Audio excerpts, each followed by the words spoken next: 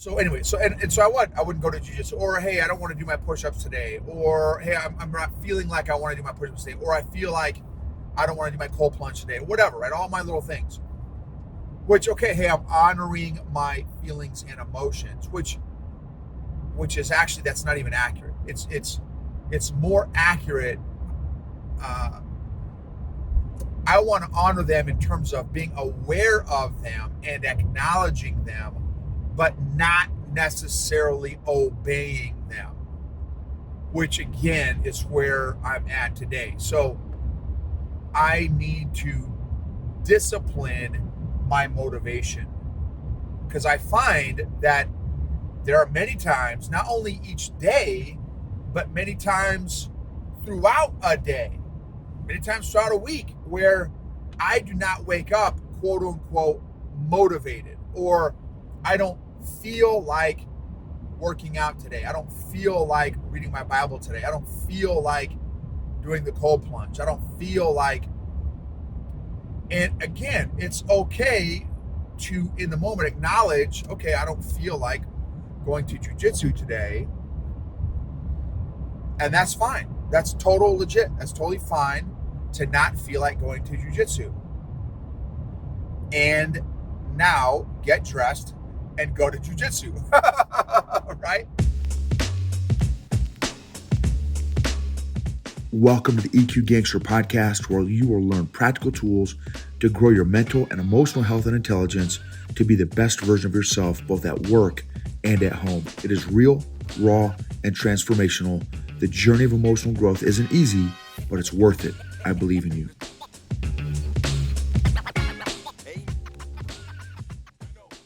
EQ Gangsters, on the way to jujitsu, there are no easy rolls.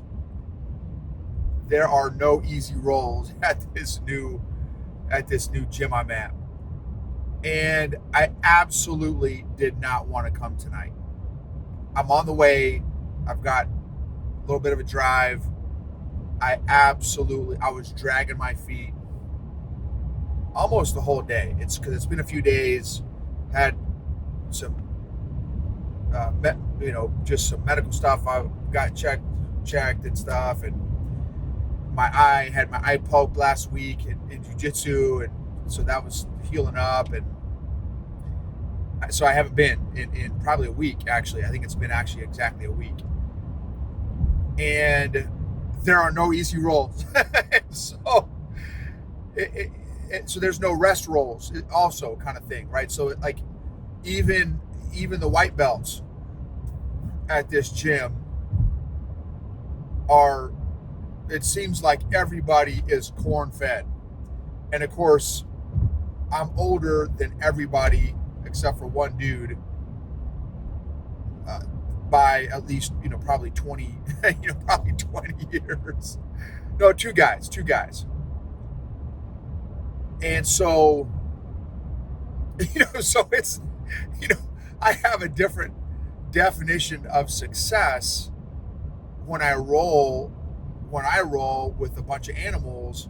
It's not, hey, let me see how many of these guys I can tap, or how many submissions I can get in, a 6-minute roll. It's, can I stay alive for 6 minutes and not get submitted?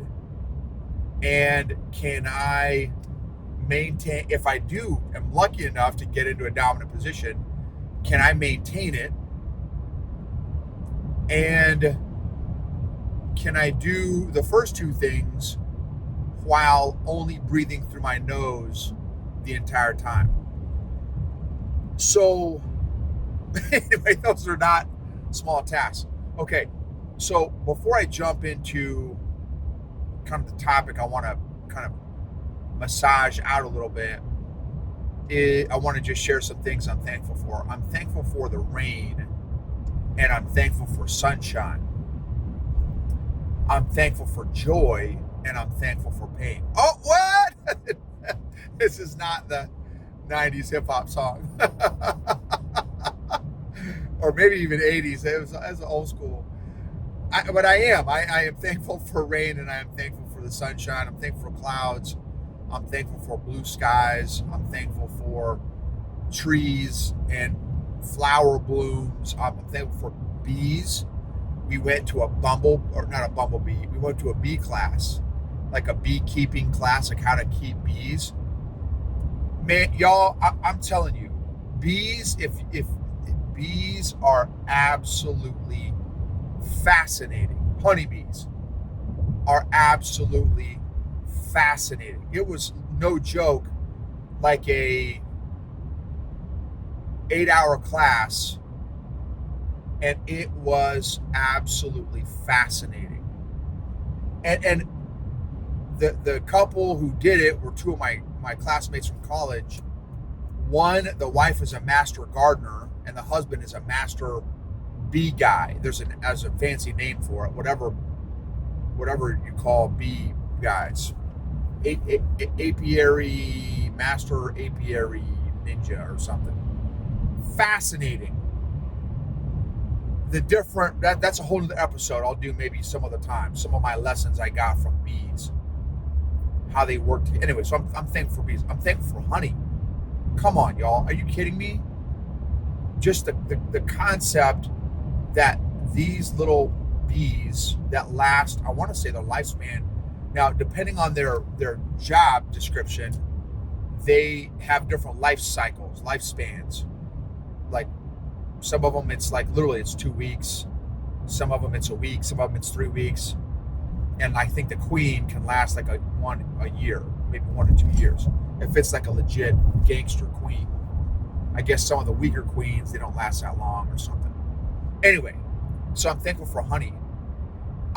Oh my goodness, I'm thankful for medical staff. I'm thankful for my health, physical, mental, emotional, and spiritual health. And man, I'm thankful for the concept of momentum, of life and personal momentum. It is almost intoxicating and addicting to have life and personal momentum. It is such a great feeling to have personal momentum. And one thing I've really been chewing on is the concept, so this is the topic now, is the concept of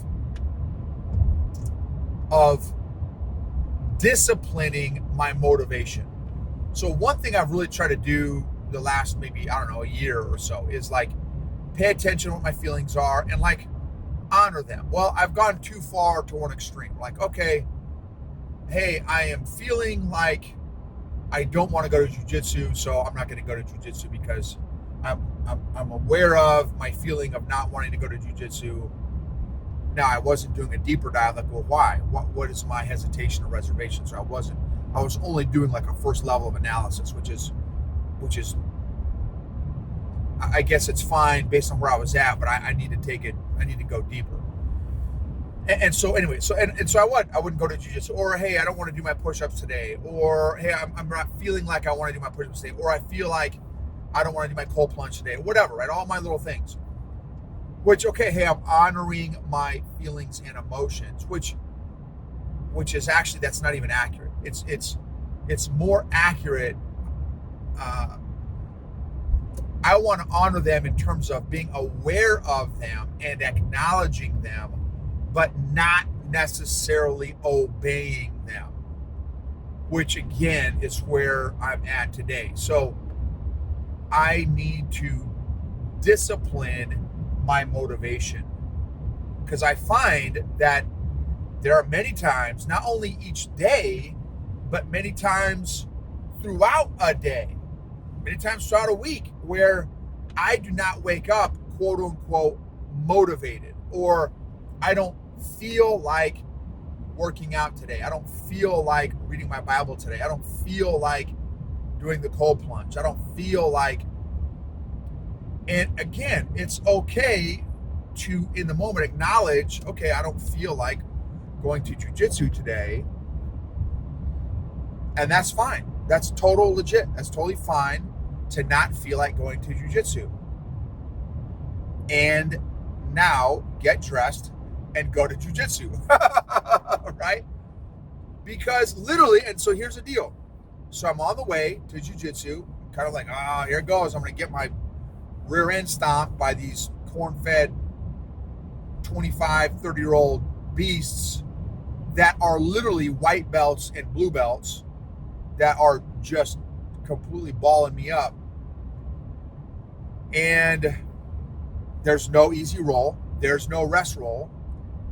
So it's going to be a grind. Every single roll is a grind. Just based on where my skill level is, age, speed, etc. Oh man, last week, this guy, Matt, there was 3 mats last week. I had a big mat. This dude was a big kid, man. And he literally 25, probably, plus or minus. Probably 6 foot, 6'1". No joke, probably 260. And we started standing and back to back 3 times in a row, beautiful double leg takedowns. And like the crazy thing is, like, I knew they were coming, and I was slow-mo.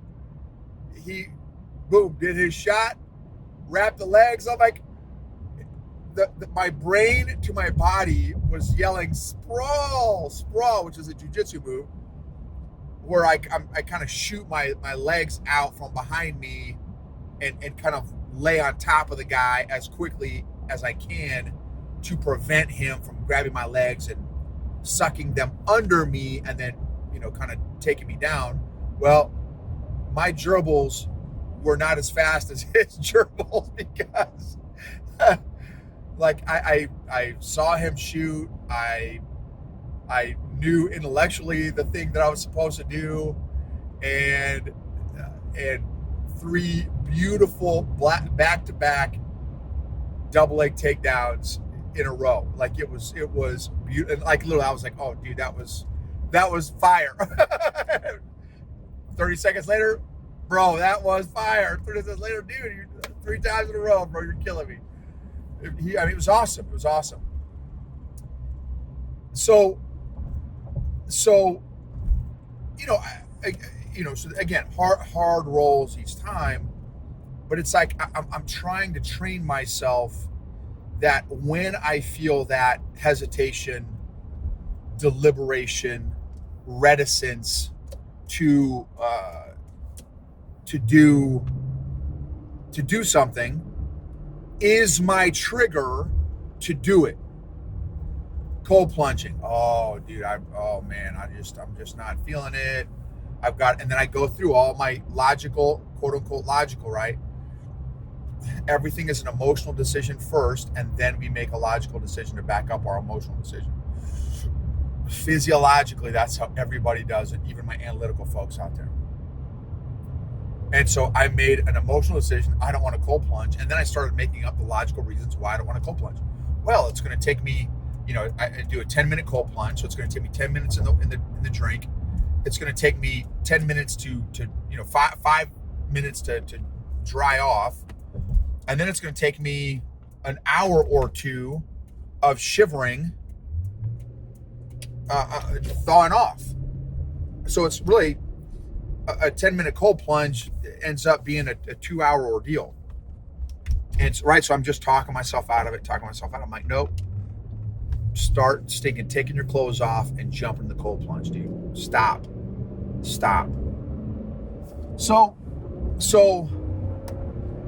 But I'm working on that. Have I gotten it down yet? No. Like tonight, again, thankfully I came, but and it did pop up. So tonight, I guess it did pop up. Like, okay, dude, you're dragging your feet. You're being hesitant. You're dragging butt. Like, no, that is your sign, dude. That is your trigger to stink and go to jiu-jitsu. Because I was doing the same thing. Oh, it's a 45-minute drive. It's gonna, it's taking all this time out. I'm gonna miss some family time. Right? Boom. All my excuses. My logical decision, my logical rationale to back up my emotional decision of not wanting to come tonight. So how can you honor your emotions and feelings, acknowledge them, and not obey them? Emotions make terrible masters. They make great informants, and information gatherers, so to speak, but they are terrible. They're terrible at controlling us, right? I don't want to be controlled by my emotions. And so, but which takes self-awareness and self-management. So how often do you notice or realize when you don't want to do something? What percentage of time do you lean into the discomfort and or tension versus listen to or obey, sometimes maybe unconsciously, to your emotions, because maybe a lack of self-awareness around that? So anyway, that's a thought for today. So I just pulled up, so now it's time for the beat down. All right, y'all.